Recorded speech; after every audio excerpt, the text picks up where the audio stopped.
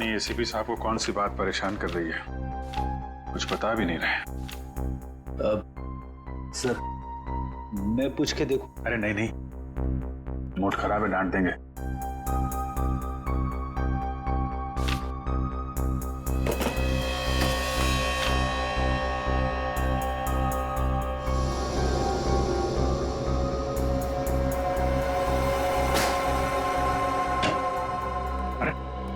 आप लोग कहाँ घुस रहे हैं? हमें एसीपी प्रद्युमन से मिलना है, उनकी कायरता को लेकर उनसे कुछ सवाल करने। कायर?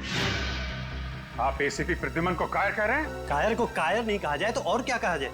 और क्या वजह हो सकती है जो इतने बड़े खूंखार अपराधी को उन्होंने ऐसे ही यूं ही जाने दिया?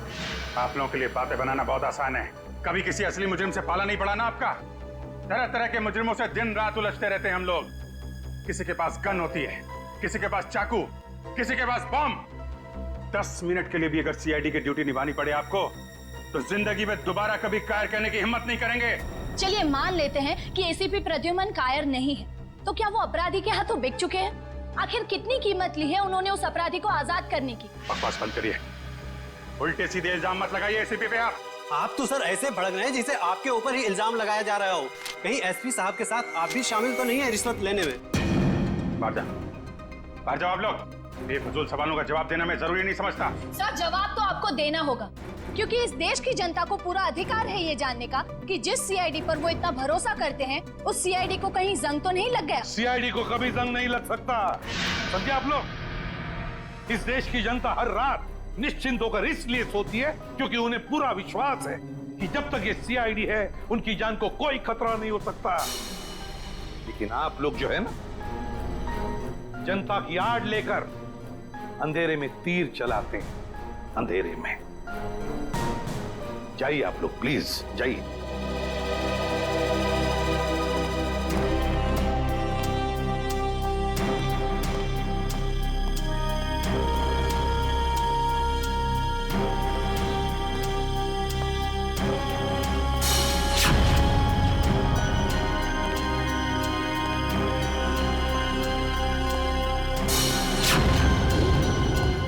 नहीं ऐसे भी कुछ ले दे के मामला खत्म करना।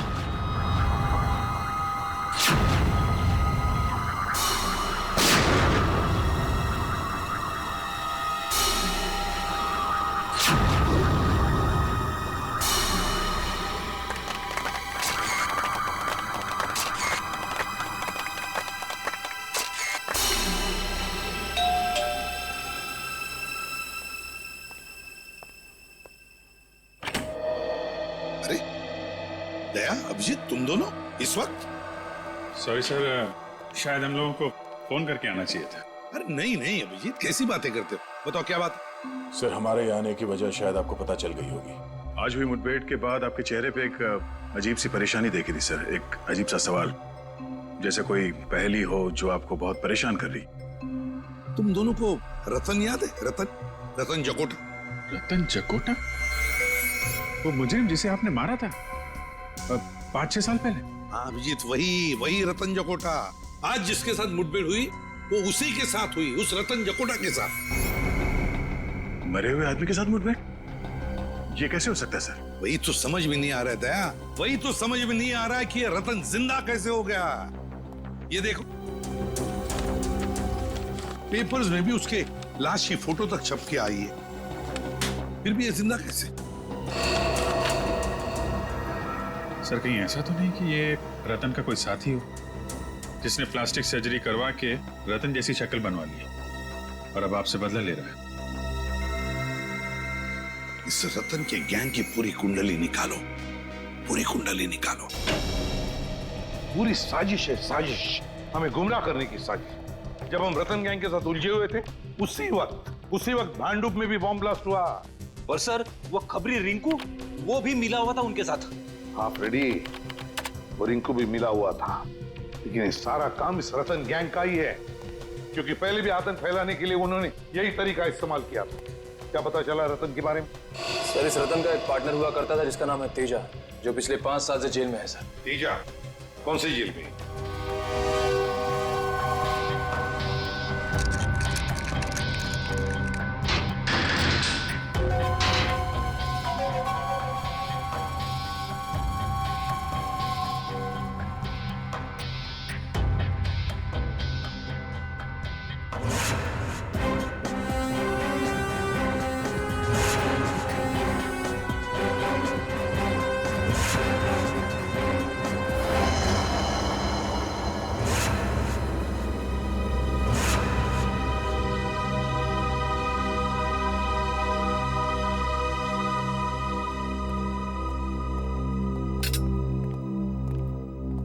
सर, ये है मिस्टर बलवंत, तेजा के वकील।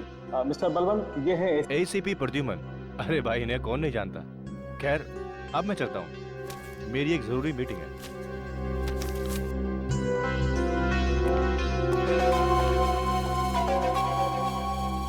कहिए एसीपी साहब, आज सीआईडी को मेरी याद कैसे आ गई?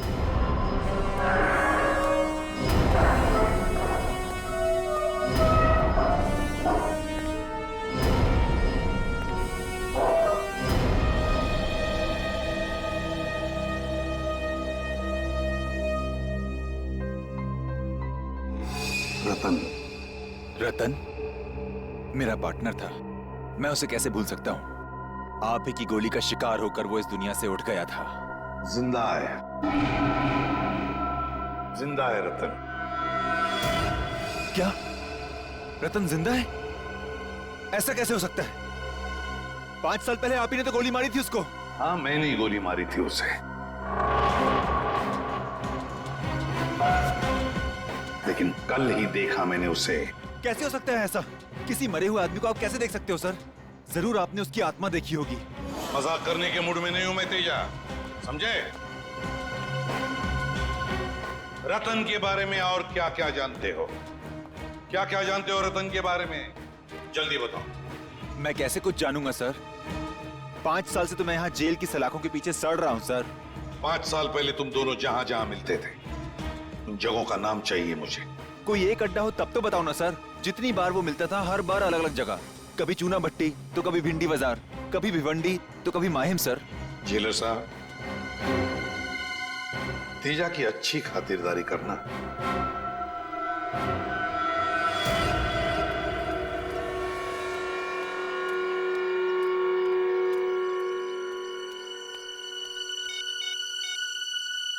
आज सीआईडी आई थी तेजा से मिलने।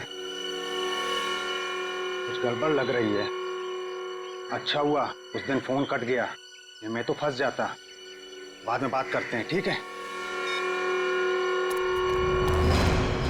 सर, आप चाय पियेंगे? पियेंगे नहीं, पिलाएंगे। चाय जेल की तुम्हें, हैं? बता क्या चक्कर है तेरा तेजा के साथ? कुछ नहीं साहब, बस मैं तो। चुप! तेजा का नाम लेकर किससे बातें हो रही थी? 2 दिन पहले मेरे मोबाइल पे किसी का फोन आया था, कह रहा था तेजा से बात कराओ। जब तक मैं तेजा के पास पहुंचता फोन कट गया था और फिर दोबारा फोन नहीं आया। नंबर बता, कहां से फोन आया था?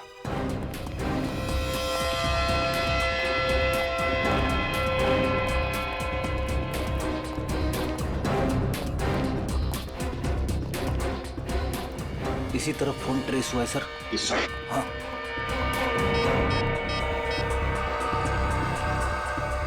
अभिजीत, जिस आदमी ने चाय वाले को फोन किया था, उसका फोन गोदाम नंबर 22 पर ट्रेस हुआ है। हाँ, जल्दी आना, जल्दी।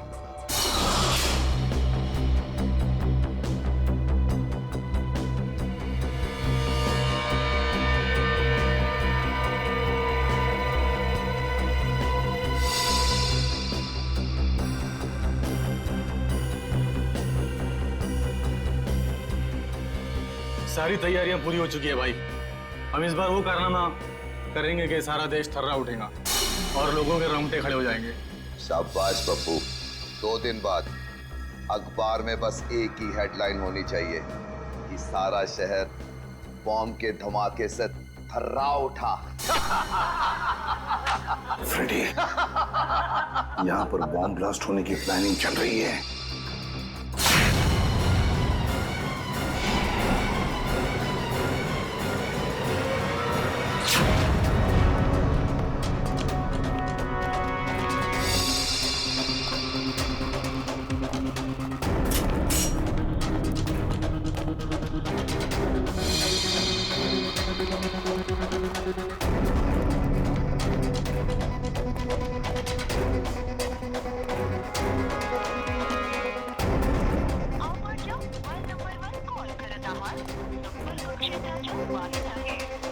सर, ना एसीपी सर का फोन लग रहा, ना ही फ्रेडी सर का।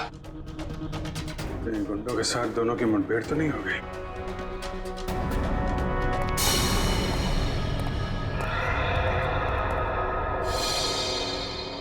पूरा एरिया अच्छी तरीके से चेक करो।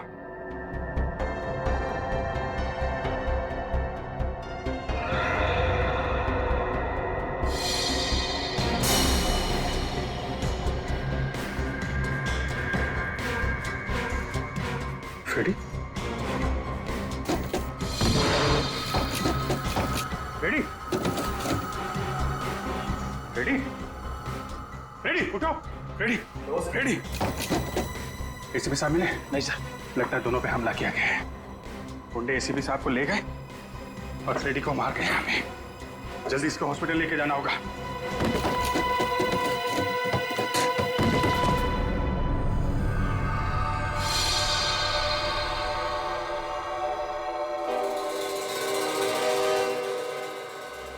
खुद पे शर्म आ रही है मुझे सर।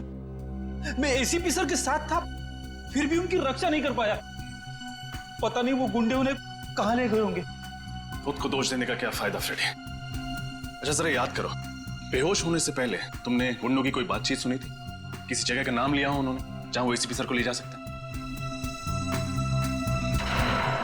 नहीं सर।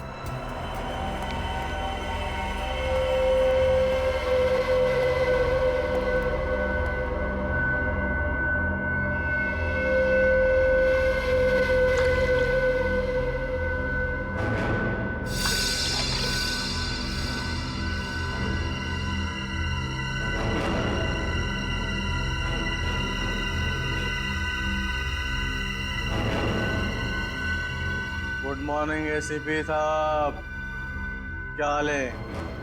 नींद तो अच्छी आई? अरे पप्पू जा एसीपी साहब के लिए पैटी लेके आ।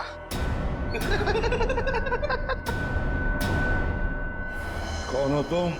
तुम्हारी मौत। मेरी मौत?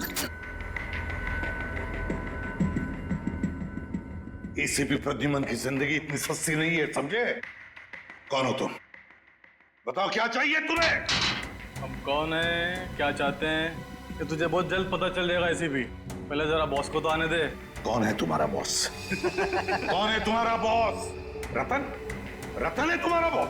अरे इतनी भी क्या जल्दी है जानने की एसीपी साहब? अभी तो फिल्म का इंटरवल हुआ है। विलन कौन है ये तुझे क्लाइमेक्स में पता चल। फिल्म खत्म होने से पहले ही विलन खत्म हो जाएगा, समझे? रस्सी चल गई मगर तेरा बल नहीं गया एसीपी। बहुत हेगड़ी है एसीपी में। हम ही इसलिए निकालेंगे।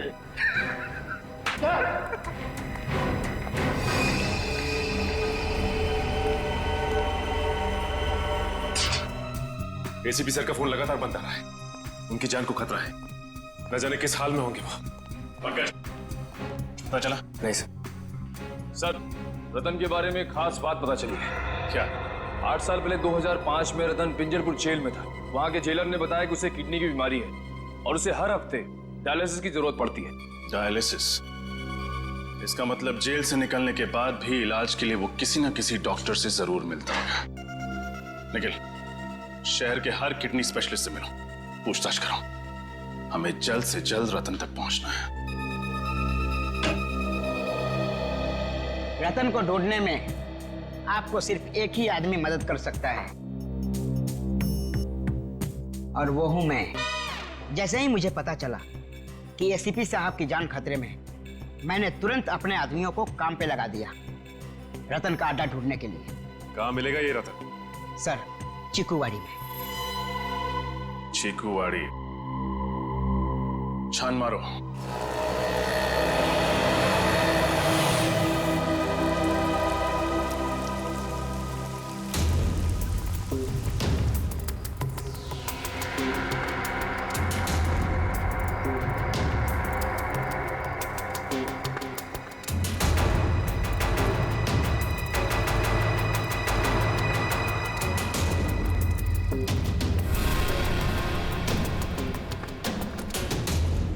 सर, ये अड्डा तो काफी बड़ा है। इस अड्डे पे पता नहीं कितने सारे आदमी होंगे। हमसे 2 हैं सर। क्यों पंकज, डर लग रहा है क्या?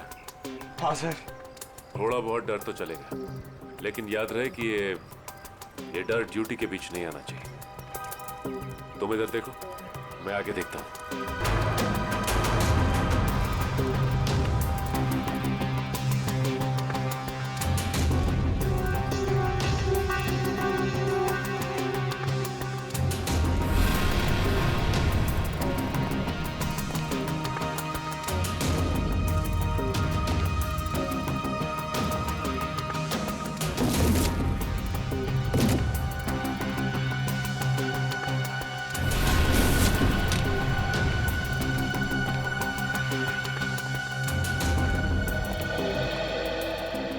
सर और कोई नहीं है। इसे कहते हैं खोदा पार निकला ढेचू। उसकी इंफॉर्मेशन गलत थी सर।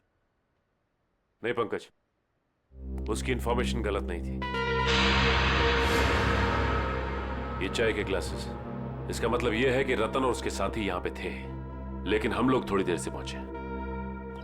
आसपास जरूर कोई चाय की दुकान होगी, वहां से पता चल जाएगा। ये रही चाय की दुकान। हो सकता है रतन के साथियों ने चाय यहीं से मंगाई। साहब चाय पीनी है तो छुट्टे पैसे देने पड़ेंगे, पहले ही बता रहे हैं। अरे भाई साहब पर कुछ नहीं साहब, आप जैसे सेठ लोग आते हैं और चाय पी के बाद में 1000 का नोट देते हैं। आप ही बताइए साहब, मैं गरीब आदमी हूँ, कहाँ से पैसे खुले दूंगा। भाई साहब, हम लोग यहाँ पे चाय पीने नहीं आए, हम लोग सीआईडी से। जी हाँ, सीआईडी से। आपसे कुछ पूछना है। पूछिए साहब। यहाँ बाई तरफ आखिर में जो घर है, वहाँ पे आपने कभी चाय दी थी? साहब वहाँ से कोई आदमी आता था चाय लेने के लिए। वो आदमी दिखता कैसा था? उसका चेहरा याद है? साहब चेहरा तो नहीं याद। कोई खास बात, कुछ तो याद होगा। साहब वो चाय लेने के लिए लेस्कॉर्ट गाड़ी से आता था। लेस्कॉर्ट गाड़ी से? देख ले, कभी इस आदमी को तुमने देखा लेस्कॉर्ट गाड़ी में बैठे हुए? नहीं साहब। गाड़ी का रंग याद है? कलर? गाड़ी का रंग साहब काला था। काले रंग की लेस्कॉर्ट गाड़ी? अच्छा, ये नंबर याद है तुम्हें? नंबर क्या था? अरे साहब, वो कौन सी मेरी भैंस चुरा ले गया था जो मैं उसका नंबर याद रखूं? और कुछ याद है गाड़ी के बारे में? उसकी गाड़ी का नंबर लाल था, काला सफेद नहीं था साहब। लाल रंग का इस्तेमाल तो नई गाड़ी के नंबर प्लेट के लिए किया जाता है, टीसी नंबर। सर ये है शहर के सारे किडनी स्पेशलिस्ट, और ये है डॉक्टर अविनाश जो जेल में रतन का इलाज कर रहे थे। ओह, मतलब रतन जब जेल के अंदर था तब उसका डायलिसिस आप ही करते थे? हाँ सर, मगर जेल से छूटने के बाद वो इलाज के लिए कभी आया नहीं मेरे पास। हो सकता है किसी और डॉक्टर के पास जाता रहा सर। ये रतन है, आप में से किसी के पास तो आता ही होगा। आपके पास? नहीं सर, मेरे पास नहीं आया था।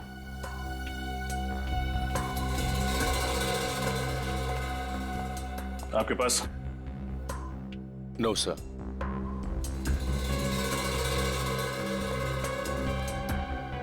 डॉक्टर देवेंद्र, फोटो देखते ही आपका चेहरा सफेद पड़ गया।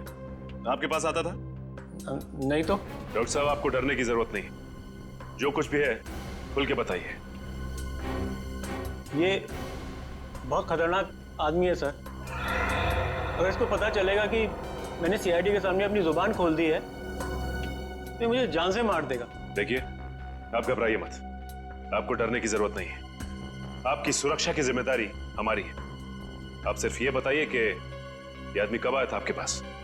ये नहीं आया था, मैं गया था इसके पास। एक दिन अचानक मेरे घर पे कुछ गुंडे आए और मुझे जबरदस्ती उठा के ले गए इसके चेकअप के लिए। कहाँ ले गए थे वो आपको? पता नहीं सर, उन लोगों ने मेरी आंखों में पट्टी बांध दी थी। बड़ी अजीब सी जगह थी। कुछ तो याद होगा आपको, कैसी थी वो जगह? या फिर कुछ भी अजीब लगा हो आपको, या कोई आवाज? हाँ सर, मुझे उस जगह पे एरोप्लेन के उड़ने की आवाज आ रही थी हर 5 मिनट बाद। एरोप्लेन की आवाज? मतलब वो जगह एयरपोर्ट के आसपास है। पूरा एरिया छान मारेंगे। और उस चाय वाले ने बताया था ना, काली लेस्कॉर्ट गाड़ी के बारे में, जिसका नंबर प्लेट लाल रंग का है। ऐसी गाड़ी कौन चलाता है ये आरटीओ से पता चल जाएगा।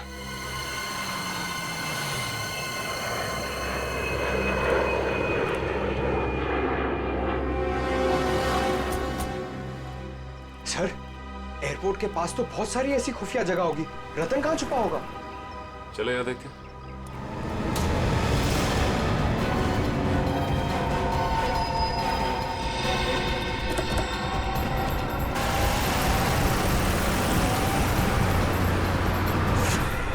बात एक्सक्यूज मी। जी कहिए। पिछले महीने में कितनी लेस्कॉर्ट गाड़ियां खरीदी गई है, इसके बारे में जानकारी चाहिए। ये आरटीओ ऑफिस है भाई साहब, ऐसे ही किसी को भी इंफॉर्मेशन नहीं दे सकते। कोई भी मुंह उठाकर चलाए और हम उसे इंफॉर्मेशन दे दें। सीआईडी, आप लोग सीआईडी से हैं? आप लोग बैठिए ना। सुनो, लस्सी बुलाओ। लस्सी छाछ मत दीजिए, सवाल के जवाब दीजिए। जी 1 मिनट।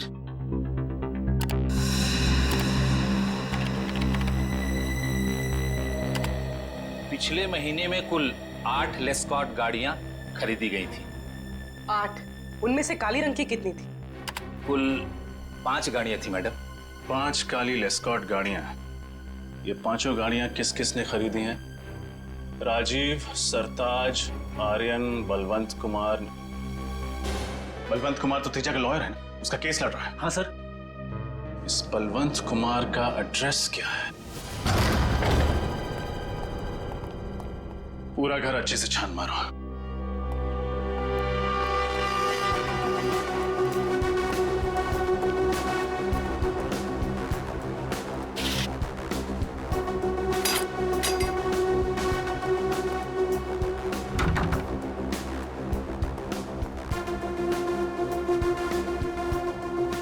सर बलवंत घर पे नहीं। अलमारी में उसके कपड़े भी नहीं है। मतलब बोरिया बिस्तरा बांध कर रफू चक्कर हो गया है बलवंत। एयरपोर्ट, रेलवे स्टेशन, सभी चेकनाकों पर खबर कर दो। बलवंत बचकर भागना नहीं चाहिए।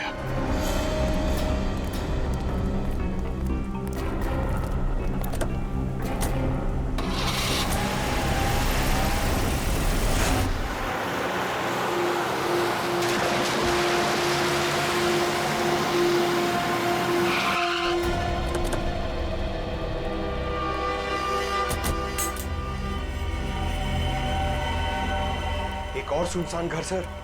हाँ, शायद रतन की तलाश यहाँ पे पूरी हो जाए।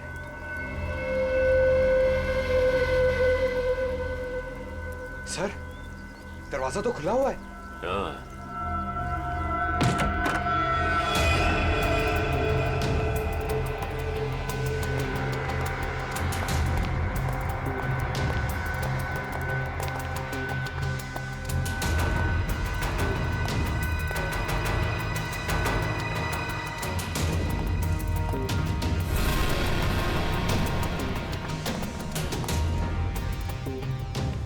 सर, पूरा घर खाली है।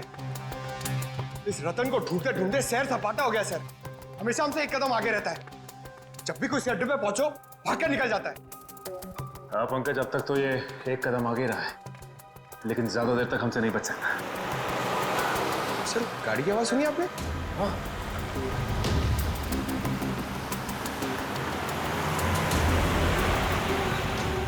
गाड़ी लेस्कॉट। ये गाड़ी तो उस वकील बलवंत की है। जरूर ये बलवंत रतन के बारे में जानता होगा। Hello, Abhijeet sir. शेर दहाड़ा तो नहीं ना? सीआईडी का शेर है, बहुत जोर जोर से दहाड़ा, मगर अब शांत बैठा है बेचारा। Very good. जब तक हमारा प्लान कामयाब नहीं हो जाता, इस शेर को ऐसी शांत बैठे रहने दो।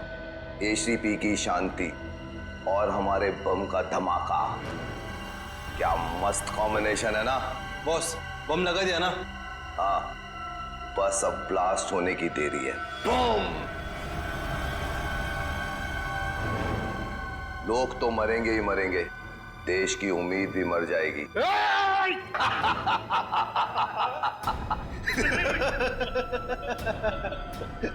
फड़फड़ाओ एसीपी, फड़फड़ाओ। हाँ, फड़फड़ाओ। ये सीआईडी का सबसे खतरनाक खिलाड़ी है, इस पे नजर रखना। अगर ये पिंजरे से फुर्र हो गया ना, तो हम सब मारे जाएंगे, समझे? नजर रखना इस पर, नजर।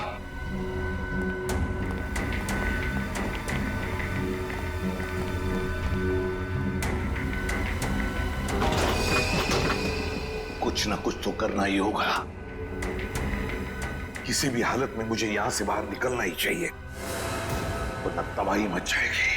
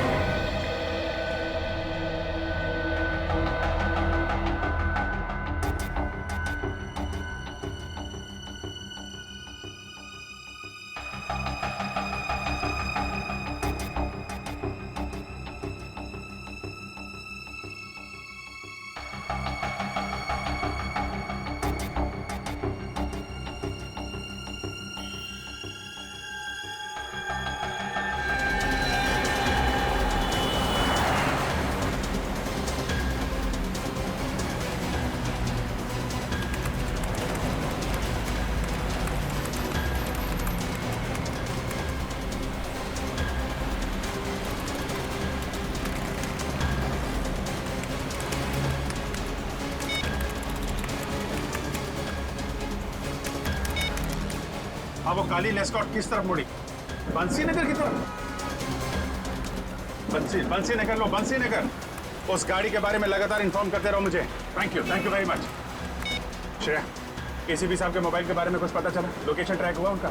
नहीं सर, उनका फोन लगातार बंद आ रहा है। जैसे ही ऑन होगा मोबाइल कंपनी हमें तुरंत इन्फॉर्म कर देगी। सर मुझे एसीपी साहब की बहुत चिंता हो रही है sir.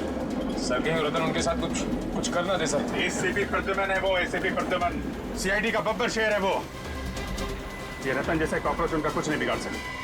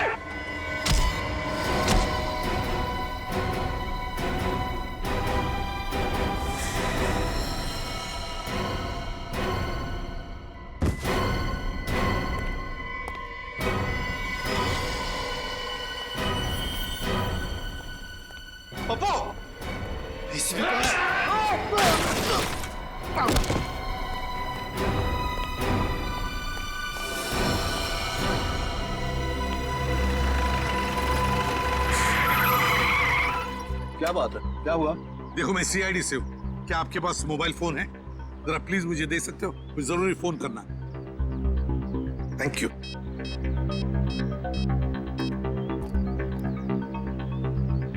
Hello Abhijeet. Hello sir. Sir आप कहाँ हैं सर? मेरी बात ध्यान से सुनो। देखो शहर में एक बहुत बड़ा बॉम्ब ब्लास्ट होने वाला है। हजारों लोगों की जाने जा सकती है। किसी भी हालत में हमें ये ब्लास्ट रोकना ही होगा। Oh my God. आपको कुछ पता है सर? ये बॉम्ब कहाँ फटने वाला है? नहीं अभिजीत, मुझे पता नहीं कहाँ पर होगा ये ब्लास्ट, लेकिन इतना पता है कि एक बहुत बड़ा इवेंट होने वाला है जिसमें देश की बड़ी बड़ी हस्तियां आने वाली हैं। कुछ भी हो सकता है अभिजीत, पता लगाओ किसी भी हालत में कहाँ पर है ये बॉम्ब। मुझे आप 2 मिनट दीजिए, मैं पता करता हूँ ऐसा फंक्शन कहाँ पे होने वाला है। हाँ मैं तुम्हें बाद में फोन करता हूँ। ओके सर, अपना ख्याल रखिएगा सर। पता करो शहर में कितने बड़े फंक्शन होने वाले हैं, कहाँ पे होने वाले हैं, सबकी डिटेल्स निकालो। बॉम्ब का खतरा है उसमें।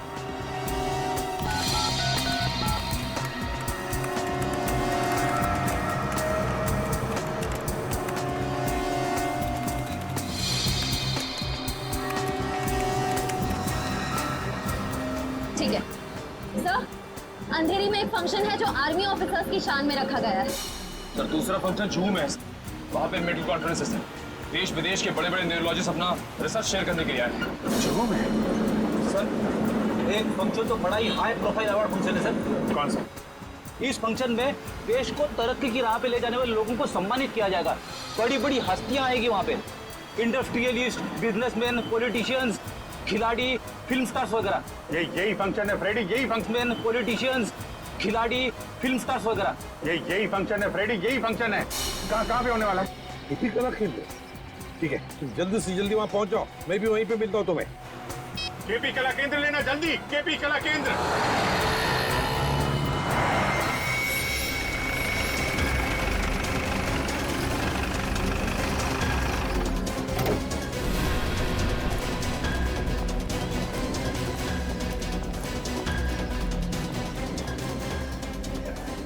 देखो हम लोग सीआईडी से ऑडिटोरियम के अंदर बम है। मैनेजर कहाँ तुम्हारा? आइए। मैनेजर साहब। हाँ दीपक, सर सीआईडी। ये लोग कह रहे हैं कि ऑडिटोरियम में बॉम्ब है सर। बॉम्ब? हाँ। कहीं ये काम उन इलेक्ट्रिशियन का तो नहीं? इलेक्ट्रिशियन? हाँ सर। कौन है वो? कल 4 इलेक्ट्रिशियन आए थे सर, बड़ा सा बॉक्स लेकर के। कह रहे थे कि मेकअप रूम के सारे इलेक्ट्रिक वायर्स चेक करने हैं। मुझे लग रहा है कि उन्होंने ये गड़बड़ की है। कहाँ? मेकअप रूम कहाँ? दिखाइए जरा। सर इधर है, आइए सर। सर इसी तरफ। कहाँ पे है? यही सर, यही वो।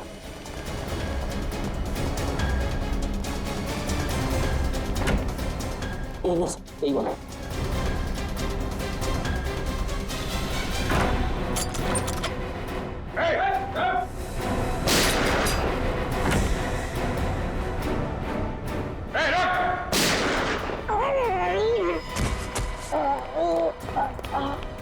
सीआईडी को फंसाएगा? बोल बोल बम क्या है, बोल। सर बम के बारे में कुछ भी नहीं पता सर, केवल इतना पता है कि 5:30 बजे बम फूटेगा। मैं तो बस बचने के लिए भाग रहा था सर। 5:10, 20 मिनट है, लेके जाओ इसको। 20 मिनट में बॉम्ब को ढूंढ के उसको डिफ्यूज करना और ऑडिटोरियम में से इतने सारे लोगों को बाहर निकालना बड़ा मुश्किल होगा। कैसे होगा ये? 20 मिनट बहुत है फ्रेडी।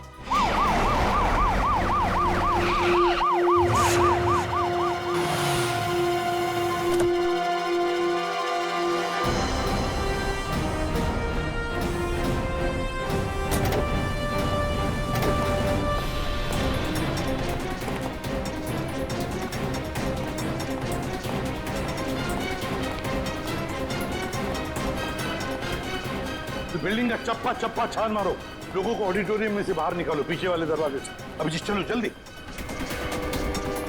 आइए इस तरफ राइट में, आराम से आराम से।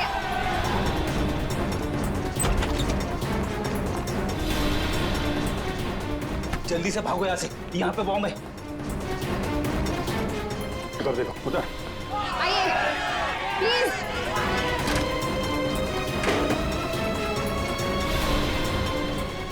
जरा ये देना।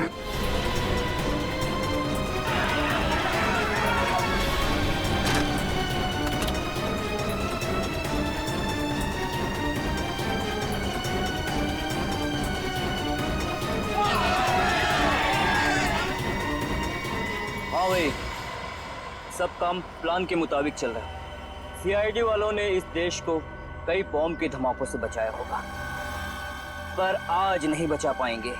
आज एक बार इस देश में फिर दिवाली होगी, आंसुओं की दिवाली।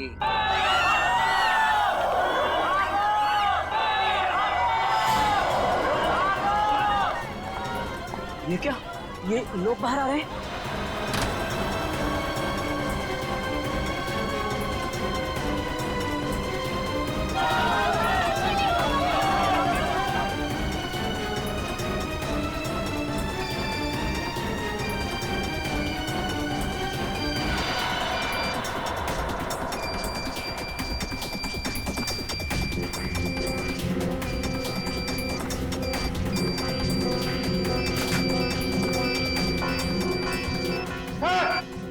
हाँ अभिजीत,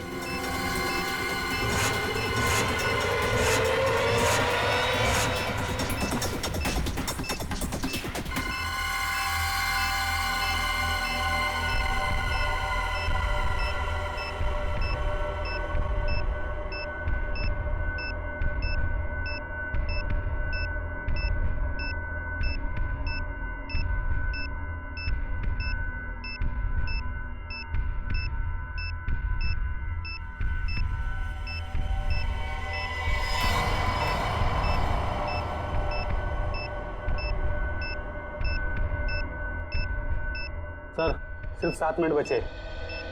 इतने समय में बॉम्ब को डिफ्यूज करना बड़ा मुश्किल है, क्योंकि सर बॉम्ब में सेंसर लगा हुआ है और रिमोट का बटन कहाँ से भी दबाएंगे बॉम्ब फट जाएगा।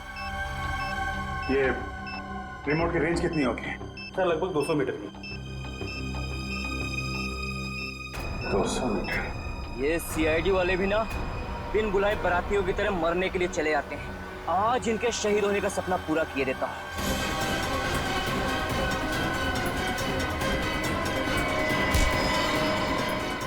इस देश की नींव इतनी कमजोर नहीं कि तेरे जैसे हल्के हवा के झोंके उसे हिला सकें। बहुत फिक्र है तुझे इस देश की और इस देश में रहने वाले नागरिकों की। भले ही चाहे रिमोट छीन ले, अब 5:30 बजने में सिर्फ 3 मिनट रहेगा, 3 मिनट, और दुनिया का कोई भी बॉम्ब स्क्वाड इस बॉम्ब को डिफ्यूज नहीं कर सकता।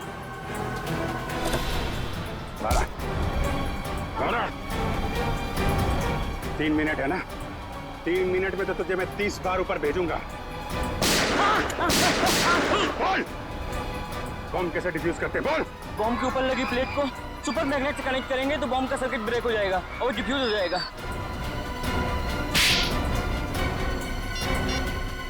हेलो एसीपी साहब,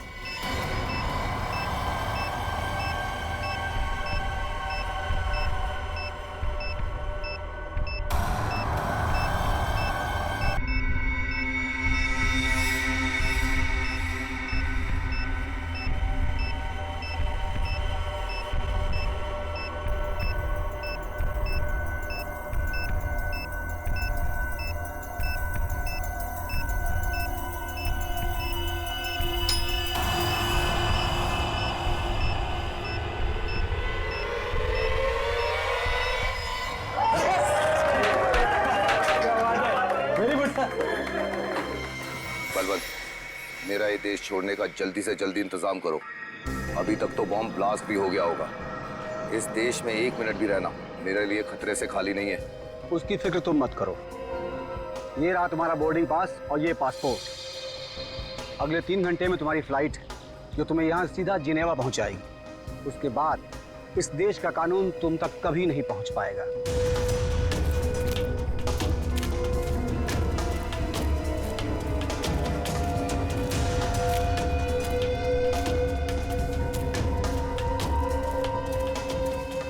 तू यहाँ क्या कर रहा है? तुझे तो प्लान के मुताबिक इस वक्त प्लान के मुताबिक तो बहुत कुछ करना चाहते थे तुम। सीआईडी वालों ने आज तक बड़े बड़े प्लान्स की खिचड़ी बनाकर उन्हीं को खिला दिए जिन्होंने प्लान्स बनाए थे, समझे?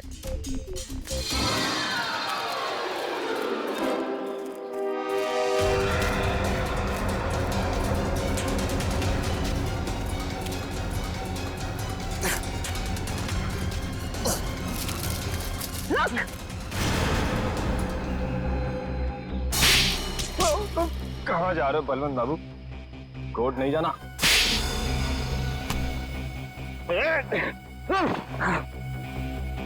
कहाँ भाग रहे हो? हाँ? तुझसे तो हमें पिछले 5 साल का हिसाब लेना है। 5 साल पहले जिसको आपने गोली मारी थी वो मैं नहीं, मेरा भाई था। क्या? तुम्हारा भाई था? हाँ, मेरा जुड़वा भाई। कानून को ये नहीं पता था कि कोई मेरा जुड़वा भाई है, और आप लोगों को लगा रतन मर चुका है। और तुमने सोचा क्यों ना इस बात का फायदा उठाया जाए।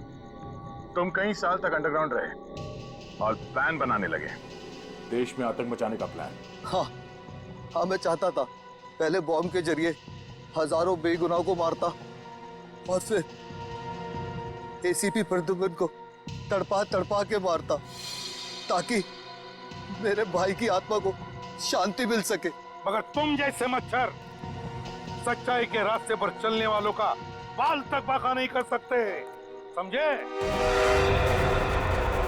फांसी के फंदे पर लटकने की